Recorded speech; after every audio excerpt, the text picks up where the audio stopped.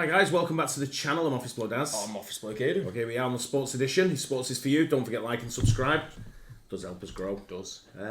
6 players whose 2024 NFL draft stock are rising and 6 of them are falling after the combine. Yeah, we've not really seen much about the combine. No, we watched a few of the sprints, didn't we? Yeah. How much does that really affect it though? I think with the combine, I think what it is to have a good look at a player. His all-round technical ability. Yeah. You know, the jumping, the catching, the running, Agility. Everything is about it. Yeah, so it's good to watch the combine. Yeah. But he's 6 players whose draft stock are rising and 6 of them I would falling. be interested to see who's falling and stuff. Exactly. That's the that's the bit I'm more interested in. Yeah. You know, people you're going to see rise anyway, and people have watched prospects throughout the whole season or seasons. I'm watching them grow, and I'm thinking we've got our eye on them anyway. They might not be in the top picks if you want. When you look at people like San Francisco quarterback, he was way down the pecking order. I think the best one is when like the LA Rams got Puka Nacua.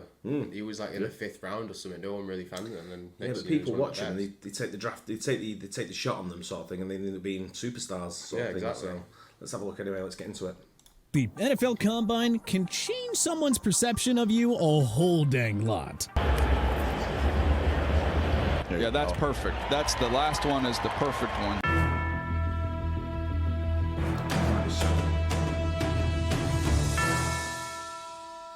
How about we take a look at 6 NFL draft prospects whose stocks are rising ahead of the draft and 6 that are falling. Rising, Edgerrin Cooper, LB, Texas A&M. Heading into the NFL draft, Edgerrin Cooper out of Texas A&M was widely regarded as the top off-ball linebacking prospect. His college career was more than enough for him to stand out among the masses, but after the combine, his stock has risen even higher. Despite having one of the longer frames amongst his position group, which doesn't always lend itself to explosiveness, he ran an impressive 4.51 40-yard dash. Scouts are becoming enchanted with the former Aggie standout, and we are now seeing him climb in the larger ranks outside of his specific position group. Falling, Keon Coleman, WRFSU. There was a time that folks thought Keon Coleman, the young talented wide receiver out of Florida State, was a definite to be taken in the first round of the draft. But you know, it's now starting to look like that dream is fading. He is a more physically imposing receiver, weighing in at 213 pounds, and he did manage to post an impressive 38-inch vertical leap. But nevertheless, a 4.61 40-yard dash is not gonna cut it in the eyes of draft scouts. The other issue that has started to worry scouts is the Ridiculous stat, that, isn't it? 4.6 isn't going to cut it. I guess you got to be running 4.4, really, haven't you? Yeah. Yeah. Probably at least under 4.5. Yeah. You'd imagine. I wonder how many of these it sort of like goes. But to one the of head. them, he could be faster than that though, and he just has that one like One sprint. day. Yeah, one day, and it's not as fast as the other days and all that. Maybe he didn't eat the right stuff or something like that. You've got to be careful. These are going to be turned into elite athletes. They've got to sort of like follow that program. If you want to be in the NFL, you've got to be the best there is. You know, you've got to have your best. You've got to be in your best shape for days like this as well. Yeah. dash is not gonna cut it in the eyes of draft scouts. The other issue that has started to worry scouts is the way that the 6'3" wideout gets in and out of his breaks while running routes. That said, this is a very similar profile and sentiment to the narrative that was crafted around DK Metcalf heading into his draft year. And you know, I think that turned out all. Before it gets too late, I just want to point something out here. What I spotted here on this guy. Watch his legs. The motion. His like, lower legs. He's from his knee to inwards. from his knee to his ankle. His motion didn't look coordinated that much. Running routes. That said, this is a very similar profile and sentiment to the narrative that was crafted around DK It Metcalf looks like heading if into. someone tackled him there, knee down, he's breaking his leg. Balance didn't look right, did it? Yeah, I know what you mean. And that'll slow you down. That'll slow you down in sprints. If your balance ain't right, yeah, you know the symmetry of the legs moving like the way they were crossing like that, it just didn't look right, and that'll slow you down. That'll take serious time off your running. To his draft year. And you know, I think that turned out all right. Either way, in the short term, it looks like Coleman's stock is taking a hit, and he may very well end up falling out of the first round. Rising, Jaylen Wright, RB, Tennessee. The Tennessee Volunteers have been on the upswing over the past few seasons, and now their former running back, Jaylen Wright, seems to be riding that wave as well. The 5'10" and 210-pound running back was fairly productive during his volunteer career, as he tallied 2,297 yards and 18 touchdowns during his 3 years on campus. NFL executives are quickly becoming more and more enchanted with the talented young running back, largely in part because of his age. He's entering the draft as a 20-year-old and will be 21 for the entirety of his rookie season. Hey, there's no way he's a month younger than me. Heavy paper round. Look at him. I know. He's a month younger. He's a month older than me. Sorry. Yeah. That's crazy. Yeah. age. He's entering the draft as a 20-year-old and will be 21 for the entirety of his rookie season, meaning that if he can fit into the right system, well, that team could be getting a talented running back with less tread on his tires than many of his peers. If that wasn't enough to get the scouts and player personnel folks excited, he also excited the combine, widely regarded as the most athletic running back in the class. He finished second among running backs in the 40-yard dash with a 4.38. Broad jumped to 11'2", which was top amongst backs, and clipped a 38-inch vertical leap, which was good for fourth in his position. Wright also managed to hit 15 miles per hour within his first 5-yard split of the 40, which is absolutely insane for that short of a distance. Needless to say, there is a plethora of growing excitement around the former Tennessee standout, and we could even see him sneak into the end of the first round, despite all the negative sentiment around taking running backs that high in the draft. Following, Kool-Aid McKinstry, CB, Alabama. Kool-Aid McKinstry. Tell me that's his nickname. Right? Mate, that's got to be a joke. All I can picture in my head now is Keon Coleman. I didn't even hit I wasn't even phone when you paused it. I was like, then I read his name and I was like, wait, yeah, that's why he's paused it. Kool-Aid McKinstry. Kool-Aid McKinstry. God, that's a weird name, isn't it? That's got to be his nickname, surely. Right? Nah, it's probably his name though, isn't it? No, I've seen loads of people's names that are that weird. Why would he be nicknamed Kool-Aid? because maybe he drinks a lot of it. Yeah. I don't know. Former University of Alabama's standout corner, Kool-Aid McKinstry, was one of the top prospects at his position heading into this draft. Unfortunately, disaster struck and he has recently uncovered a Jones fracture in his foot, which is a very non-trivial break. That said, he is still a blue blood prospect. He was Mr. Football in Alabama as a senior in high school and widely regarded as a 5-star recruit. Yeah, he's called Quincy. Yeah, good Quincy McKinstry. It's even worse. No wonder he wants to be Quincy called McKinstry, Kool-Aid. Alabama. Look at the top one, Captain Quincy Kool-Aid McKinstry.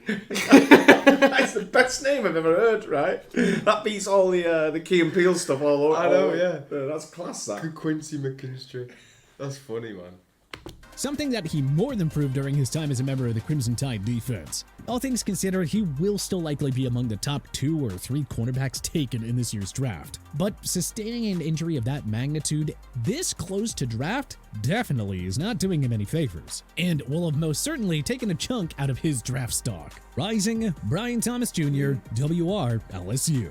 During his time at LSU, Brian Thompson Jr. found himself often drawing comparisons to a couple of other top wide receivers in the country. You know, guys like Marvin Harrison Jr. and even his own teammate Malik Neighbors. But pundits always seem to favor the latter two. Now that the combine has come and gone, well, the physical freak has really started to pick up some momentum. He ran a blistering fast 4.33 40-yard dash, which was second among all wide receivers. And his 10-yard split was dangerously close to that of Xavier Worthy's, the latest player to set the record for the 40. It was hard for his stock to go much higher after a great collegiate career, which included a 17-touchdown showing in 2023, but, well, it's looking like Thomas is now presenting a legitimate threat to Harrison Jr. to be the first wide receiver taken off the board. Wow. Calling Bucky Irving, RB, Oregon. There always seems to be a healthy skepticism around skill players coming out of the University of Oregon. I mean, it isn't exactly clear if it is the result of their traditionally high-flying, but not exactly pro-style offensive schemes, or just that they look way fast on the college field running behind massive linemen in their bright green unis. Irving, however, seemed to be bucking that trend, no pun intended, because despite being undersized, he had that Darren Sproles-like burst and agility.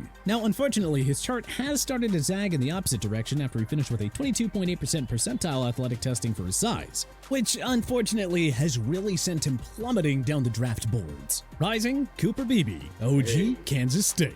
Heading into the 2024 NFL Draft, Cooper Beebe was widely regarded as one of the most versatile offensive line prospects. At 6'4" and 335 pounds, the former Kansas State standout was able to play all over the line, making appearances everywhere but center during his college career. Scouts were also high on his experience, thinking that it would and should quickly translate to success at the NFL level. Well, as the draft continues to approach, Beebe's stock has only climbed higher. He has all the lateral mobility to keep defensive linemen and enough mass and physicality to compete with the monstrous athletes at the NFL level. People seemed to have loved what they've seen out of the high-effort player, and we may even end up seeing him climb into the middle of the first round. Falling, Ennis Rakestraw Jr., cornerback, Missouri. During his time at Missouri, Ennis Rakestraw Jr. established himself as one of the better defensive prospects in the nation. But his first-round caliber resume is starting to be called into question. At the Combine, Rakestraw ran a 4.54 second 40-yard dash, and at 5'11", he just doesn't have the length that most of the top modern corners do. The cornerback should, however, still be in the equation once the second day of the draft comes around. It's just hard to envision him going much higher than that with the way that things have trended as of late.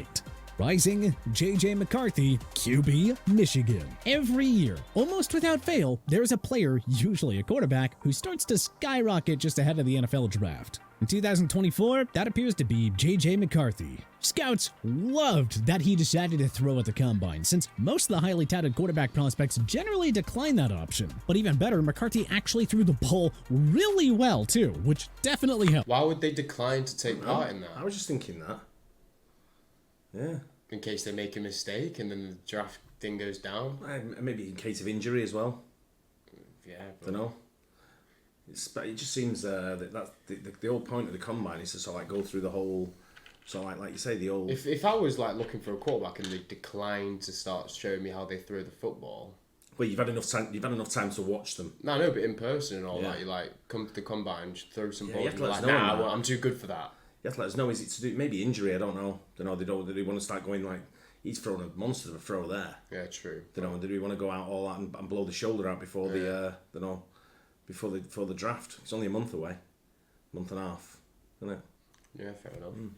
Helps. Beyond the tangible aspects to McCarthy's draft perspective, there also seems to be a narrative building around the national championship winning quarterback. You see, teams love winners, and at this point, McCarthy has certainly proven that he can do that. So it's going to be interesting to see where he actually ends up landing, especially now that his stock has shot up so much. Falling, Kamren Kinchens, safety, Miami.